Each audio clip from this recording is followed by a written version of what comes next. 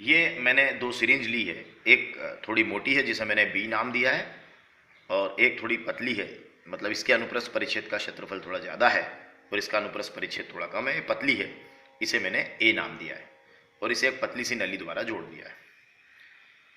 अब जब मैं इसको यहाँ से बल लगाता हूँ, देखिए मैंने बल लगाया तो ये बहुत आसानी से ये लिक्विड इसमें ऊपर चढ़ जाता है, मतलब ये सिरा ऊपर निकल जाता है बहुत आसानी से।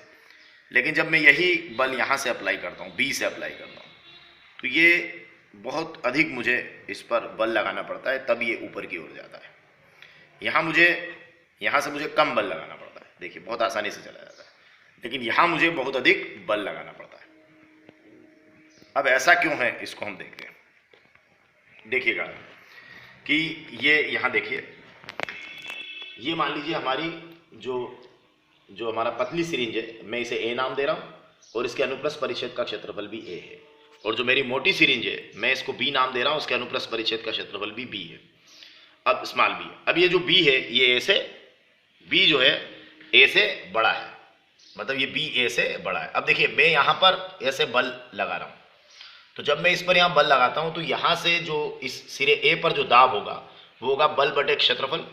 तो इसका बल है एफ और क्षेत्रफल है ए, तो दाब हो गया एफ अपान ए। अब ये दाब ऐसा का ऐसा यहाँ से बढ़ते बढ़ते बढ़ते यहाँ तक आएगा, इस सिरे बी पर आ जाएगा।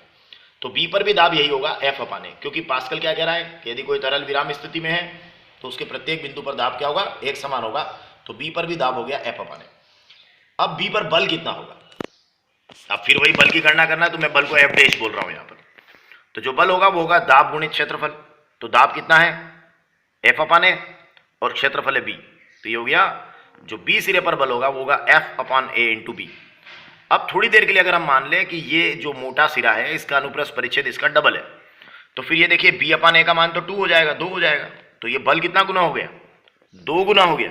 तो इसका मतलब ये हुआ कि अगर ये अनुप्रस्थ परिच्छेद का क्षेत्रफल ज्यादा हुआ तो यहाँ पर बल भी ज्यादा होगा, और जब बल ज्यादा होगा तो इसको ऊपर खिसकाना आसान होगा। देखिए आप, ये अनुप्रस्थ परिच्छेद का क्षेत्रफल कम, या अनुप्रस्थ परिच्छेद का क्षेत्रफल ज्यादा। देखिए आप, ये मैंने यहाँ पर सिरे पर बल लगाया और यहाँ से ये जो दाब संचरित होगा ये दाब यहाँ पर भी आएगा, लेकिन ये अनुप्रस्थ परिच्छेद का क्षेत्रफल ज्यादा होने से क्या होगा, यहाँ पर बल ज्यादा हो जाएगा और ये बहुत आसानी से ऊपर चली जाएगी, जो कि हमारी द्रव चालित लिफ्ट का सिद्धांत भी है।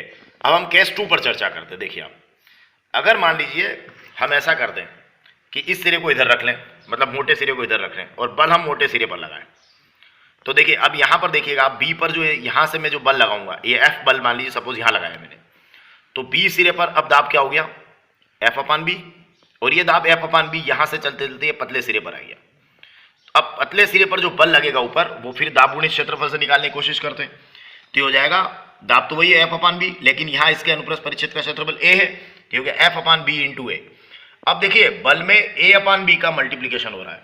अब ए अपान बी, तो ए अपान बी तो निश्चित रूप से कम है, अगर ये इसका आधा है तो बल आधा रह जाएगा।